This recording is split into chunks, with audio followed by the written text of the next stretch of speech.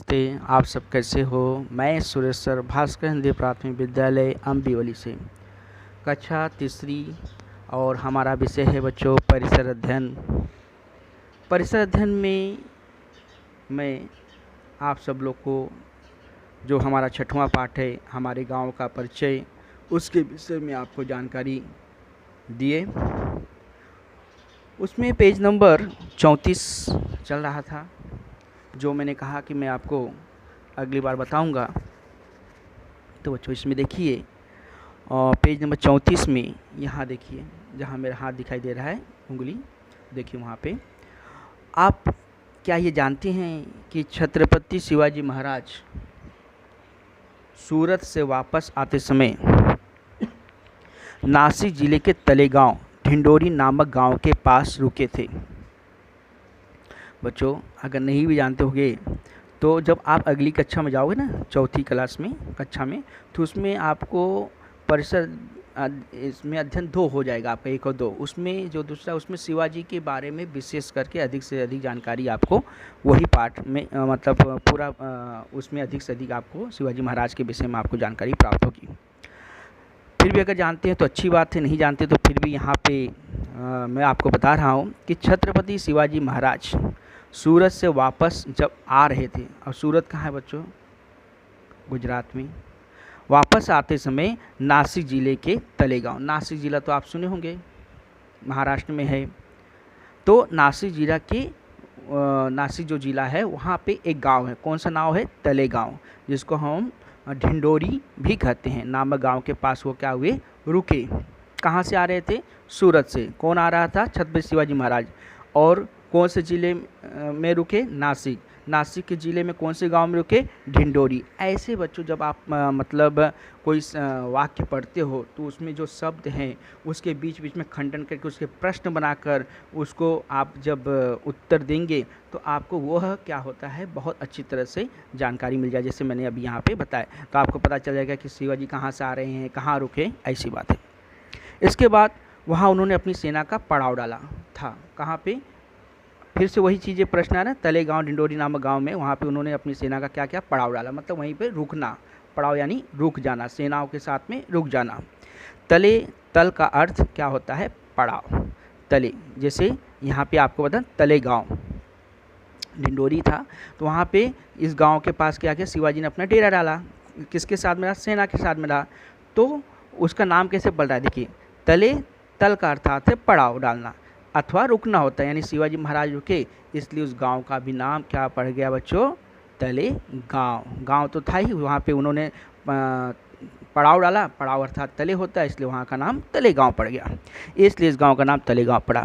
तो जैसे मैंने आपको इसके पहले बताया था कि गांव का नाम कैसे पड़ता है, जो वहाँ की कुछ ऐतिहासिक चीज़ों के द्वारा ये सब नाम पढ़ते हैं, चौक का नाम, सड़क का नाम, ये सब नाम पढ़ते हैं बच्चों। तो वैसे तलेगांव का यहाँ पे एक उदाहरण के रूप में आपको बताया गया है। अहमदनगर जिले के धामण गांव पाठ, अहमदनगर जिले के कौन से नामक गांव में? धामण गांव पाठ नामक गांव के परिसर में पहले धामण नाम वाला वृक्ष अत्यधिक संख्या में पाए जाने के कारण उसका नाम धामण गांव पड़ा है। ये बात देखो बच्चों, मैंने आपको इसके पहले यही बताया था कि गांव का नाम कैसे पड़ता है। जैसे शिवाजी महाराज जी ने वहाँ पे पड़ाव डाला, इसलिए वहाँ तलेगांव पड़ गया। उसके बाद अहमदनगर जिले में धामण गांव पाठ नामक गांव में वहाँ पे धामण जो होता है एक पौधा है, वृक्ष है, वो वृक्ष अधिक मात्रा में पाई जाती थी और इसलिए उसका नाम क्या रख दिए कि धामण गांव, यानी बहुत सारे वृक्ष पाने की वजह से वहाँ से उसकी प्रसिद्धि क्या थी उस गांव की कि वहाँ पे धामण नाम वाला वृक्ष बहुत था, इसलिए उसका नाम धामण गांव पड़ गया। तो वहाँ वृक्ष की वजह से, यहाँ से वृक्ष यानी पेड़ की वजह से अधिक संख्या होने के कारण इसका नाम वो पड़ गया और वहाँ शिवाजी महाराज ने अपना पड़ाव डाला था, इसलिए उस गाँव का नाम पड़ गया। तो गांव का नाम कैसे पड़ रहा है वो आप देख रहे हैं। तो इसी प्रकार से आपके ही गांव का भी नाम किसी कुछ विशेषता या किसी कारणवश नाम रखा गया होगा, वो आप अपने अभिभावक द्वारा पता लगा सकते हैं। इसके बाद नीचे देखिए जालना जिले की परतूर तहसील में आष्ठी धोतर जोड़ियांची, ध्यान दो बच्चों, जालना जिले की परतूर तहसील में, जालना जिला है उसमें तहसील कौन सा है? परतूर। परतूर तहसील में आष्टी धोतर जोड़ियांची नाम वाला गांव है। तो उस जालना जिले के परतूर जो तहसील है उसमें गांव का क्या नाम है, आष्टी धोतर जोड़ियांची। अब ये देखो नाम कैसा अजीब लग रहा है, लेकिन इस नाम जो गांव का रखा गया है उसकी कुछ न कुछ तो विशेषता होगी। तो वो विशेषता देखिए क्या होगा। जोड़ियांची शब्द का अर्थ तो आप जाते हो, देखो कभी कभी ये दो उचित जोड़ियाँ मिलाओ आपको आता है ना, तो उसी से वो शब्द निर्माण हुआ है। तो जोड़ियांची शब्द का अर्थ क्या होता है, जोड़ियाँ होता है। देखो बोलते मराठी में, देखो बोलते जोड़ियाँ लावा, हाँ, और अभी हिंदी में आपको क्या बताएंगे, जोड़ियाँ लगाइए। तो जोड़ियांची शब्द क्या होता है, जोड़ियाँ होता है।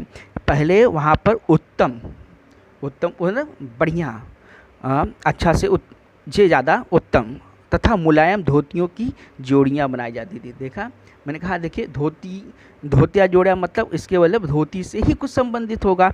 अब पहले वहाँ पर उत्तम तथा मुलायम धोतियों की क्या बनाई जाती थी, जोड़ियाँ बनाई जाती थी। इसलिए इस गांव को आष्टी धोतर जोड़ियांची के नाम से जाना जाता है।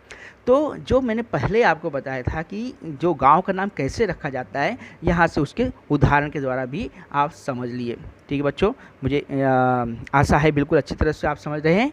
अब इसके आगे हम अगला पार्ट, सॉरी बच्चों अगला पार्ट नहीं है, इस पार्ट का ही कुछ अंश है, पेज नंबर 35 में आएंगे। अब देखिए बच्चों पेज नंबर 35 दिख रहे हैं, वेरी गुड। अब पेज नंबर 35 में बच्चों ध्यान से देखिए, हाँ पेज नंबर 35 में यहाँ देखिए एक चित्र बना हुआ है, ध्यान से। अब ये चित्र किसी नेता का लग रहा है, वो क्या है वो आपको यहाँ पे देखिए पीले बॉक्स, पीले जो रंग रखा हुआ है उसमें लिखा हुआ है, ध्यान देखिए। शिवराम हरि राजगुरु, शिवराम हरि राजगुरु भारतीय स्वतंत्रता आंदोलन के एक प्रमुख क्रांतिकारी थे। जब भारतीय स्वतंत्रता आंदोलन के प्रमुख क्या थे, क्रांतिकारी कौन थे, शिवराम हरि राजगुरु। भगत सिंह, राजगुरु, सुखदेव, इन सब के नाम आप सुने हैं। भगत सिंह, राजगुरु ये भी क्रांतिकारी थे। भगत सिंह, राजगुरु, सुखदेव ये तीनों क्रांतिकारी प्रसिद्ध हैं, बराबर बच्चों। इनका नाम हमेशा आता है जब 15 अगस्त 26 जनवरी में इनका नाम बिल्कुल अवश्य आता है कि भगत सिंह, राजगुरु, सुखदेव के बारे में। तीनों क्रांतिकारी प्रसिद्ध थे और राजगुरु का जन्म पुणे जिले के खेड़ नामक गांव में हुआ। बच्चों समझ में नहीं मेरी बात कि भगत सिंह, राजगुरु, सुखदेव ये तीनों क्रांतिकारी थे, लेकिन जो राजगुरु थे उसमें से तो उनका जन्म कहाँ हुआ था, पुणे जिले के खेड़ नामक गांव में हुआ था। देखो जिला कौन, पुणे, और पुणे में कौन से गांव में, खेड़ नामक गांव में। और प्राथमिक शिक्षा के बाद वे कहाँ चले गए, अमरावती चले गए। प्राथमिक शिक्षा के बाद कहाँ चले गए, अमरावती चले गए। वहाँ उन्होंने हनुमान व्यायामशाला, व्यायामशाला जानते हो ना, जहाँ एक्सरसाइज करते व्यायाम करते हैं, तो वहाँ उन्होंने हनुमान व्यायामशाला में देशभक्ति की क्या की, दीक्षा ली। मतलब इस शाला में वहाँ पे क्या किया, दीक्षा ली। मतलब जैसे सीखते हैं ना, सीखते हो जैसे आप दीक्षा लेते हो, पढ़ते हो, सीखते हो, वैसे वहाँ पर अमरावती गए। वहाँ पे उन्होंने एक हनुमान व्यायामशाला है, वहाँ पे उन्होंने क्या ली, देशभक्ति की दीक्षा ली, शिक्षा, ज्ञान लिया, जानकारी ली। अब इसके बाद संस्कृत भाषा के अध्ययन के लिए, जैसे आप हिंदी, मराठी, अंग्रेजी, गणित, हिंदी, मराठी, अंग्रेजी भाषाएं हैं, उसमें एक संस्कृत भाषा होता है, प्राचीन भाषा है। तो उस भाषा में बच्चों ध्यान दो, संस्कृत भाषा के अध्ययन के लिए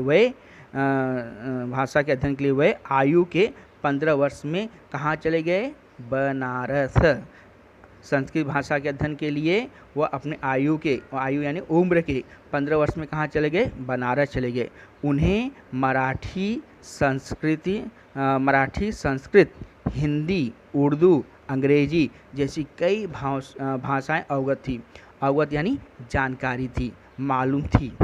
अब बच्चों देखो ना, हम लोग कहते हैं अभी आपको कौन सी भाषा आती है, आप हिंदी बोल लेते हो, मराठी बोल लेते हो, थोड़ा बहुत अंग्रेजी बोल दोगे, हाँ, जैसे बैट बॉल, ऐसा सब कुछ छोटे आप इंग्लिश बोल लेते हो। लेकिन इन्होंने 15 वर्ष के आयु में कौन कौन सी भाषा सीखी थी, संस्कृत, हिंदी, मराठी, उर्दू, अंग्रेजी, ऐसी भाषाओं से उनको जानकारी थी। सुखदेव, अभी हमने किस क्रांतिकारी नेता के बारे में बात कर रहे थे, राजगुरु। अब किसके बारे में बात हो रही है, सुखदेव तथा और भगत सिंह से उनकी विशेष मित्रता थी। मित्रता यानी दोस्ती थी, बड़ा लगाव था। बाद में इस राजगुरु ने क्रांतिकारी में क्या कर लिया, भाग लिया। हाँ, भाग लेना मतलब चले जाना, उसमें क्रांतिकारी में चले जाना, पार्टिसिपेट हो जाना, जाना उधर। देश के लिए जैसे आप भाग लेना मतलब जैसे जैसे आप कोई ये होता है, देखो खेल खिलाया जाता है तो उसमें बोलते हैं कौन कौन से बच्चों इस खेल में भाग लेंगे, तो आप हाथ उठाते हो ना, वैसे भाग लेना। उसके बाद परीक्षा में मतलब उसमें भाग लेना, पार्टिसिपेट करना, जाना उस चीज़ में, क्रांतिकारी में। देश के लिए उन्होंने अपनी क्या दी, प्राणों की आहुति दे दी। मतलब यहाँ पे उन्होंने देश की सुरक्षा के लिए, देश की बचाव के लिए उन्होंने ये नहीं देखा मतलब उसकी देश की सुरक्षा के लिए, देश के लिए उन्होंने क्या किया, अपने प्राणों की आहुति देना, मतलब प्राण न्यौछावर कर देना, प्राण देश के लिए अर्पित कर देना, यानी बलिदान हो जाना। किसके प्रति, देश के प्रति। उनकी स्मृति, स्मृति यानी होता है क्या बच्चों, याद के लिए, उनकी याद के लिए, उनकी याद के लिए। किसकी याद के लिए, हम किसके बारे में बात कर रहे हैं बताइए जल्दी से, राजगुरु के बारे में बात कर रहे हैं। किसके बारे में बात कर रहे हैं, राजगुरु के बारे में। तो उन्होंने क्या किया, देश के लिए अपने प्राणों की आहुति दे दिए, इसलिए उनकी याद के लिए, स्मृति के लिए रूप में उनके जन्म गांव, कौन से उनका, देखिए मैंने कहा था ना कि उनका जन्म गांव क्या है, खेड़। और वो खेड़ कहाँ है बच्चों, बताओ जल्दी से, मैंने आपको बताया था खेड़ कहाँ है, किस ज़िले में है, बराबर। इसीलिए मैंने वहाँ पे 2 बार पूछा था कि पुणे ज़िले के खेड़ नामक गांव में, यानी अर्थात बच्चों कि वह खेड़ के का मतलब जो उनके जन्म गांव खेड़ का नाम किस नाम से पड़ गया, राजगुरु नगर रखा गया। यानी जो इन्होंने अपने हमारे देश के लिए, अपने देश के प्रति उन्होंने अपने प्राणों की न्यौछावर आहुति दे दी, तो उनकी याद के लिए जो खेड़ नाम गांव था, उस नाम का उस गांव का नाम क्या बदल गया, राजगुरु नगर रखा गया, इनके नाम से रखा गया। तो बच्चों ये प्रसिद्धि होती है, गांव का कुछ प्रसिद्धि होती है वहाँ के वजह से, तो जो गांव का नाम पड़ता है। अब बच्चों हम आगे देखेंगे, विश्व विरासत दिवस। विश्व अर्थात सारांशत, संसार, विरासत दिवस। देखिए हर साल यानी प्रतिवर्ष, यानी प्रत्येक वर्ष, हर साल 18 अप्रैल का दिन किस रूप में मनाया जाता है, विश्व विरासत दिवस के रूप में मनाया जाता है। किस रूप में मनाया जाता है, विश्व विरासत दिवस। कौन से तारीख को मनाया जाता है, 18 अप्रैल को मनाया जाता है। इस दिवस के अवसर पर किसी काले सॉरी बच्चों, क्या लिखा है बच्चों, ध्यान से देखो, आप भी ध्यान दो। इस दिवस के अवसर पर, अवसर अर्थात होता है बच्चों मौका, इस दिवस यानी दिन, इस दिन के मौका मतलब अवसर पर किसी किले जैसे यहाँ देखिए किले मैंने बताया था आपको, जैसे रायगढ़ किला हुआ, तो इस किसी किले या राष्ट्रीय स्मारक, राष्ट्र का स्मारक होता है, वहाँ पे आप देखने के लिए जाओ। कभी जाना है आपको, विश्व विरासत दिवस के। अब विश्व विरासत दिवस कब होता है, 18 अप्रैल को। आप जाइए और उसका महत्व आप जानो कि ये राष्ट्रीय स्मारक का क्या महत्व है, इस किले का क्या महत्व है। विश्व विरासत दिवस के संरक्षण के लिए कौन से वहाँ पे नियम है, नियम और वह नियम आप संकलित करो कि वहाँ पे क्या क्या नियम। देखो जाओगे तो वहाँ पे नियम लिखे रहते हैं कि भाई यहाँ पे कहीं पे आप कोई पेंसी या नुकसान मत दो, जो वहाँ की चीज़ें बनी हुई है, धरोहर जो है, वहाँ पे कोई चीज़ आप लिखो मत, खरोचो मत, वहीं पे जो वनस्पतियाँ पेड़ पौधे होते हैं उनको कोई नुकसान न दो। ये सब कुछ नियम बनाए जाते हैं। वहाँ पे थूकना नहीं चाहिए, हाँ, वहाँ पे मस्ती नहीं करना चाहिए। सब चीज़ जो नियम है वह संकलित आप अपने सूची में लिख सकते हो, वहाँ लिखा रहता है। अब यह देखो क्या बना है, 3 चौखट बच्चों। अपने परिसर में ऐतिहासिक वास्तु भवन के चित्र बनाओ और वह चित्र चौखट में चिपकाओ। देखिए यहाँ पे आपके परिसर मैंने आपको पहले ही बता दिया था, पहले ही पार्ट में। हमारे आसपास परिसर मतलब क्या होता है, तो हमारे परिसर में कोई जैसे मंदिर है। अब मैंने ये कहा था वास्तु क्या होता है, हमारे गांव का नाम वास्तु जो रहता है उससे प्रसिद्धि की वजह से हमारे गांव का नाम पड़ता है। तो जैसे मंदिर हो गया, मस्जिद हो गया, गिरजाघर हो गया, स्मारक हो गया, किला हो गया, वस्तु संग्रहालय, गुफा, ये सब हमारे परिसर के वास्तु हैं। तो ये जो वास्तु है मेरे प्यारे बच्चों, इस वास्तु को आप क्या करोगे, मंदिर है, जैसे कोई मंदिर है तो आप अपने हाथ से मंदिर बना लो, मस्जिद है, कुछ भी बनाओ। और उसके बाद नहीं है तो अगर आपके पास वो गांव का, आपके गांव का मंदिर का मस्जिद चित्र भी है कहीं, मतलब है लिखा है, तो उसको वो यहाँ पे कट करके चिपका सकते हो या स्वयं बना सकते हो यहाँ पे, ठीक है। अब यहाँ पे देखो, जिस प्रकार गांव के पुराने वास्तुओं द्वारा गांव का गौरव प्राप्त होता है, गांव के पुराने वस्तुओं द्वारा क्या मिलता है गांव को? गौरव। गौरव मतलब होता है बच्चों सम्मान। जिस प्रकार गांव के पुराने वास्तुओं द्वारा गांव का क्या होता है? गौरव प्राप्त होता है, उसी प्रकार वहां के लोगों और उनके महान कार्यों के कारण भी गांव को गौरव प्राप्त होता है। पुराने प्राचीन वास्तुओं के द्वारा तो गौरव प्राप्त होता ही है, लेकिन वहाँ के जो लोग होते हैं, जो कार्यकर्ता होते हैं, जो काम करते हैं गांव को और विकसित करने के लिए, गांव में अच्छी सुरक्षा व्यवस्था करने के लिए जो लोग कार्य करते हैं, वो उनके वजह से भी गांव का गौरव प्राप्त होता है। फिर परिसर के सैनिक, जैसे परिसर यानी आसपास हमारे परिसर जहाँ रहते हैं आप, वहाँ के जो सैनिक होते हैं, देखो देश की रक्षा करने वाले लेखक जो लिखते हैं, कलाकार, चित्रकार, मतलब जो भी कलाकार, आर्टिस्ट जो होते हैं इत्यादि, कि आप उनकी जानकारी प्राप्त करो और इस जानकारी को क्या करो, आपको एकत्र कीजिए।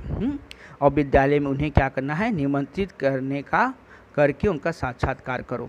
तो इसमें कैसा है, उनको मतलब इकट्ठे करो कि भाई आपके सैनिक, कोई लेखक, कलाकार, इनका नाम लिखो, सूची बनाओ, और फिर आप शिक्षक से या आप विद्यालय में आओगे जब, तो वहाँ पे बोलो सर ये मतलब हमारे परिसर में ये सैनिक हैं, लेखक हैं, मैं मतलब बुला सकता हूँ साक्षात्कार के लिए, उनका सम्मान के लिए, उनके गौरव के लिए आप क्या कर सकते हो? साक्षात्कार करा सकते हो विद्यालय में, उन्हें निमंत्रित करके कि भाई हमारे विद्यालय में आइए। ठीक है। अब यहाँ देखिए, बहुत विशेष बात है बच्चों, ये चित्र देख रहे हैं आप, ध्यान से देखिए चित्र। इनका नाम क्या है? संत गाडगे महाराज। इनको संत गाडगे महाराज कहा जाता है। और संत गाडगे महाराज का मूल नाम क्या है मालूम है? डेबूजी झिंगराजी जानोरकर था। अब इनका नाम ये था, लेकिन इनका नाम संत गाडगे महाराज क्यों बना? कभी कभी बच्चों आपका जैसे मम्मी पापा कोई नाम रखे हैं, लेकिन आप बहुत अच्छा काम करते हो, कुछ करते हो, तो आपका उस अच्छाई, वो जो काम करते हो उसके प्रति नाम क्या हो जाता है? पड़ जाता है। जैसे उनका मूल नाम क्या था? डेबूजी झिंगराजी जानोरकर था। किसका नाम? इनका। तो लेकिन उनके कुछ कार्यों की वजह से इनको एक संत की उपाधि दी गई, और जिसको महाराज की भी उपाधि देके संत गाडगे महाराज कहा जाने लगा। अब इनकी ये नाम की उपाधि कैसे मिली, क्या विशेषता है इनके? कुछ तो विशेषता होगी। यहाँ देखिए, उनका मूल गांव कहाँ था मेरे प्यारे बच्चों? अमरावती जिले। देखिए गांव के पहले वो जिला किस गांव में पड़ता है? तो अमरावती जिले की दरियापुर तहसील। देखिए, और फिर सेठ गाँव है। अब मेरे प्यारे बच्चों देखो, सबसे पहले मैं आपको एक छोटा सा बता रहा हूँ, यहाँ पे है नहीं, फिर भी आप समझ लीजिए। सबसे पहले बस तो देखो, बस्तियाँ बनती हैं, लोग कुछ आते हैं, बस्तियाँ बन गई। जब बस्तियाँ, अनेक बस्तियों से क्या बन जाता है? गांव बन जाता है, और अनेक गांव को मिला के क्या बन जाता है? तहसील बन जाता है, और अनेक तहसील को मिला के क्या बनता है? जिला बन जाता है, अनेक जिला को मिला के क्या बनते हैं? राज्य बन जाता है, और अनेक राज्य को मिला के क्या बन जाता है बच्चों? राष्ट्र बन जाता है। तो ये सब है, लेकिन वो हम आपको बाद में बताएंगे। पहले सिर्फ ये सुन लीजिए कि संत गाडगे महाराज जी जो थे, किस गांव के थे? वो किस गांव के थे बताओ जल्दी से? सेठ गांव के थे। वह गांव किस तहसील में पड़ता है? दरियापुर। वह तहसील जो दरियापुर है वह किस जिले में पड़ता है? अमरावती जिले में पड़ता है। ठीक है। अब आगे चलेंगे। संत गाडगे महाराज जो थे, संत गाडगे बाबा ने कीर्तन द्वारा लोगों को जागृत किया, मतलब उनके अंदर श्रावक भावना पैदा किया। संत गाडगे महाराज ने कीर्तन लोगों को जागृत किया, मतलब उनको जागरूक किया, उनको उनका क्या कार्य है उसके प्रति उन्होंने उनको बताया, जागृत किया। वह लोगों से प्रश्न पूछते थे, जागृत किया। क्या प्रश्न पूछते थे? मतलब वह लोगों से प्रश्न पूछते थे, और वो जो प्रश्न पूछते थे उस प्रश्न का उत्तर वह स्वयं देते थे। देखिए, वह लोगों से क्या पूछते थे? प्रश्न पूछते थे, और वह प्रश्न का उत्तर वो क्या करते थे? स्वयं देते थे। ठीक है बच्चों। और इसलिए वे लोगों से क्या करें? पढ़ाई करो का आह्वान करते थे। क्या करो? पढ़ाई करो। तो स्वयं उत्तर देते थे, हमारे लोग गरीब क्यों रह गए। पहले क्या पूछते थे कि प्रश्न पूछते थे, हमारे लोग गरीब क्यों रह गए, और फिर वो स्वयं उसका उत्तर भी दे देते थे, क्योंकि वे शिक्षित नहीं है। मतलब लोगों को जागरूक कर रहे हैं कि हम गरीब क्यों हैं, क्योंकि हम शिक्षित नहीं है। मतलब प्रश्न करके और उसी का उत्तर भी दे रहे हैं, अर्थात इससे लोग जागरूक होंगे कि हम शिक्षित नहीं है, इसलिए हम गरीब हैं। इसलिए लोगों को से पढ़ाई करो का आह्वान करें कि हमारा मेल उद्देश्य है, अगर हमें गरीब नहीं होना है तो हमें क्या करना है, पढ़ाई करना है। वैसे ही आपको हमें आगे चल के हमें गरीब नहीं बनना तो हमें क्या करना पड़ेगा, पढ़ाई करना पड़ेगा। जैसे संत गाडगे महाराज जी ने लोगों को बताए। उन्हें 20वीं शताब्दी के महान संत के रूप में माना गया। कौन सी शताब्दी में बच्चों, 20वीं शताब्दी में महान संत के रूप में किसे माना गया, संत गाडगे महाराज को। उनका मूल नाम क्या था, डेबूजी झिंगराजी जानकर था। उनसे जनसेवा संबंधी, जनसेवा नहीं, लोगों की सेवा, जनता की सेवा संबंधी कार्यों के कारण गांव का नाम अजर अमर हो गया। मतलब उनके इन कार्यों के कारण उनके गांव का नाम पड़ गया। तो जो बच्चों जो गांव के रहते हैं, अगर वो व्यक्ति कोई प्रसिद्धि अच्छा काम करता है तो उस गांव का नाम भी क्या होता है, गौरवान्वित होता है, प्रसिद्ध होता है। ठीक है बच्चों, ओके बच्चों, धन्यवाद और बाय बाय।